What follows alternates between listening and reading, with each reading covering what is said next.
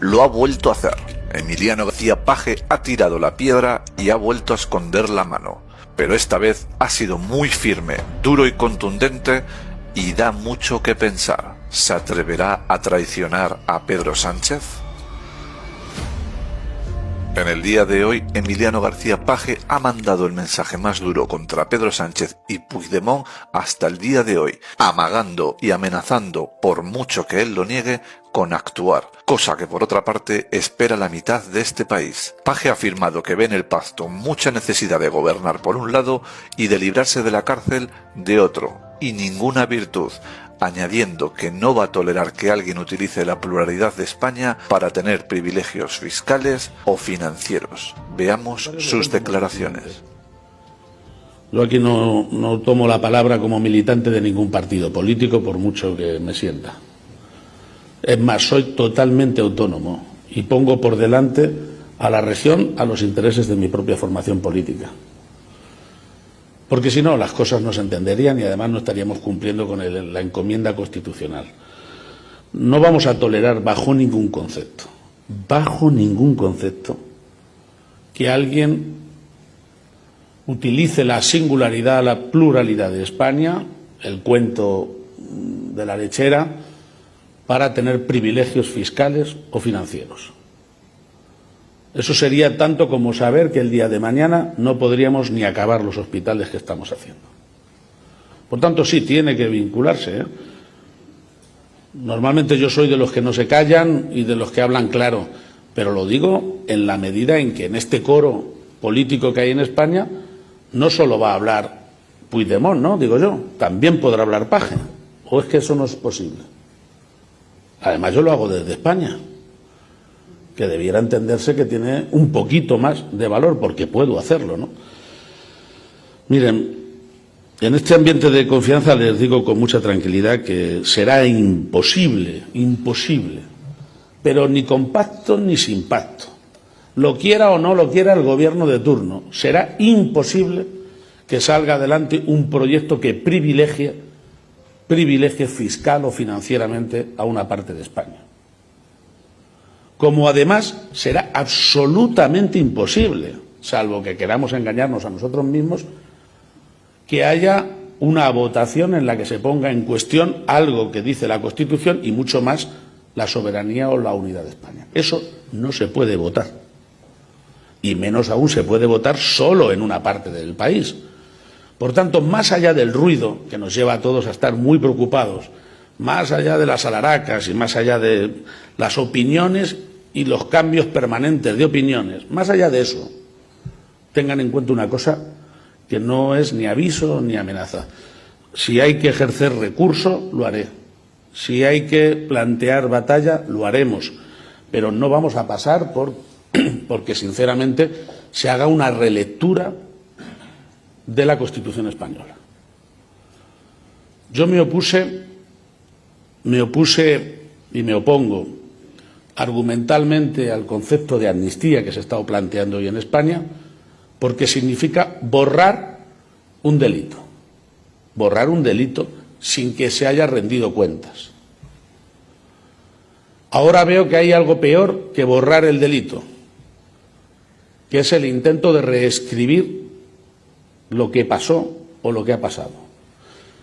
Discrepo por completo del relato que se planteó ayer en los acuerdos políticos en Madrid.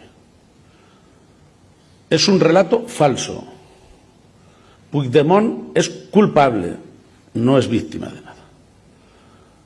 Los jueces en este país han aplicado las leyes que se han aprobado por todos los partidos, también por el mío. Y por tanto no pueden ser objeto de investigación ni de persecución. No se va a curar, ya que estamos hablando en el sistema sanitario, no se puede curar una enfermedad sin un diagnóstico bueno. De manera que cuando el relato es falso, que nadie piense que va a haber solución. Basar en la mentira, basar en la relectura de la historia o de los acontecimientos o de la realidad, basar una solución de convivencia es engañarse. La realidad es bastante más palmaria.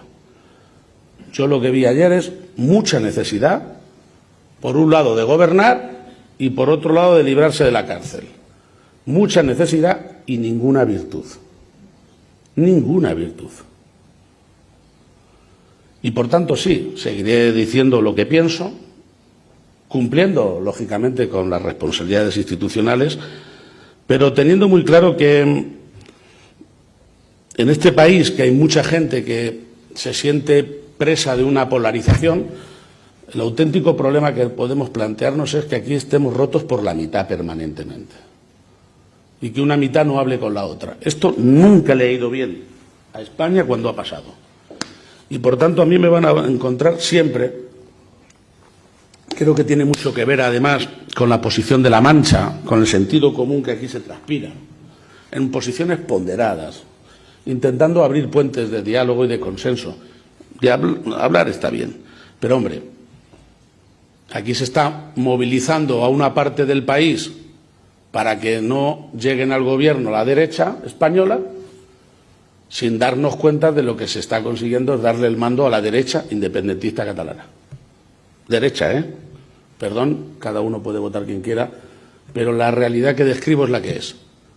Sí, yo comparto, porque tengo mi propia militancia política, pero para aquellos que lo que están intentando es cerrarle el paso a un gobierno de la derecha, que sepan que finalmente quien va a tener el mando a distancia es la derecha independentista catalana. Tan derecha como la otra. Para el que tenga opinión, yo tengo la mía. Y en este sentido que no nos engañemos, dejar en manos de alguien que odia a España y que odia a la Constitución y que deja claro que quiere la amnistía, que es un proceso constitucional, quiere que le amnistíen los españoles, pero que si no se cumple lo acordado, volverá a las andadas. Que alguien así tenga el mando de la estabilidad es, sinceramente, para tener preocupación, cuando no tristeza. Dicho esto, también vamos a mantener una posición de ánimo, ¿eh? Sobran resortes en España, legales, constitucionales, democráticos, para que las cosas se terminen reencauzando. Soy, en este sentido, más optimista de lo que mucha gente se puede imaginar. Pero tengo que decir con mucha claridad que el único camino que no podemos tolerar es el de la violencia. La violencia solo trae violencia. El que quiere criticar o atacar desde la violencia pierde argumentos. Todos los argumentos con respeto pueden ser muy útiles. Ni un solo argumento desde la violencia o desde la creación de miedo puede traer consecuencia positiva. A nosotros nos van a encontrar en una posición dura, firme, pero en todo caso siempre muy respetuosa. A la postre, yo creo que, y me duele bastante en este sentido, lo peor que nos puede pasar es que el ansia porque se abra la legislatura o el ansia por gobernar se convierta en otorgarle la capacidad de decisión a quien tiene ya una decisión previamente tomada, que es la de acabar con la Constitución y acabar con la unidad del país. No lo vamos a permitir. Y que tenga la gente muy claro que más allá del ruido, que en este país hay mucho ruido y más de la cuenta, hay resortes más que de sobra desde todo punto de vista. Y ahí se encontrará siempre Castilla-La Mancha. ¿Por qué? Dirán que planteo esto y me permiten que abuse de su confianza al decirlo aquí. Porque yo he jurado defender la Constitución, por cierto, como Pera Aragonés, porque si no, no hubiera tomado posesión. He jurado, la diferencia es que yo juro cumplir la Constitución y lo hago.